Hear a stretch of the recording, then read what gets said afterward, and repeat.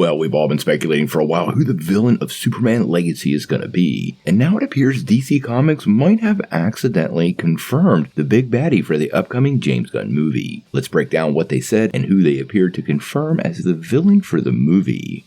Well, based on reports directly from James Gunn, we do know that Superman Legacy has a full screenplay, and that was complete before the WGA and SAG strikes brought Hollywood productions to a complete halt. Now, the good news for this movie is production is not slated to begin until next January, so as of right now, it hasn't been delayed at all, although it's kind of unlikely we're going to learn anything new about the project in the upcoming months, at least until the strike is settled. We have heard casting rumors bouncing around, but as of right now, nothing is going on, and it appears news is mostly dried up for the upcoming feature. But this is where DC Comics comes in because they may have just confirmed the identity of the movie's main villain. Now recently, in some social media posts to promote the DC Universe Infinite, which is their portal to read comics, they actually posted, and I quote, "Looking forward to Superman Legacy? So are we. Read the comics that inspired the upcoming film."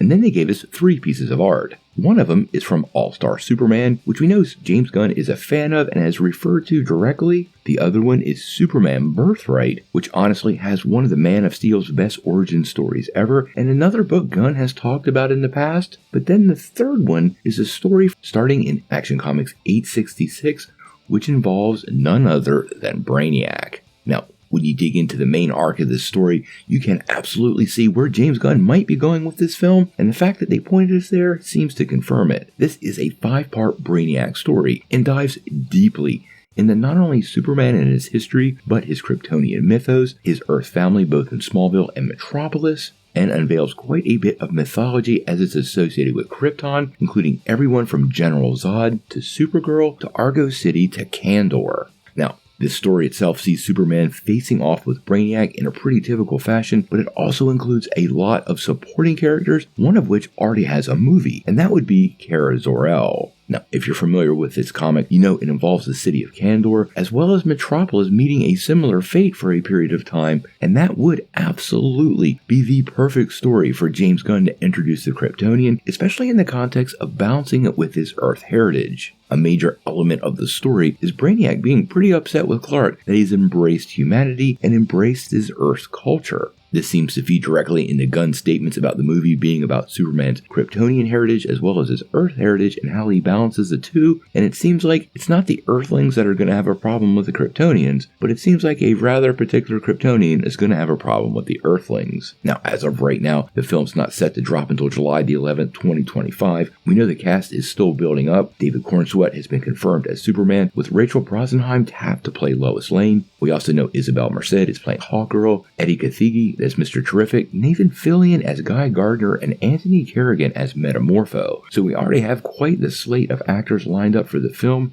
If it is based on this Action Comics series, which I have linked down below if you want to read, I believe we're going to see a lot of casting as it's associated with the Daily Planet, including not only Jimmy Olsen, but Steve Lombard, Cat Grant, Perry White, and many of the other second and third tier members of the Planet that have been a staple of the Superman universe since very early on. When exactly we get more news, well, that we're going to have to wait and see.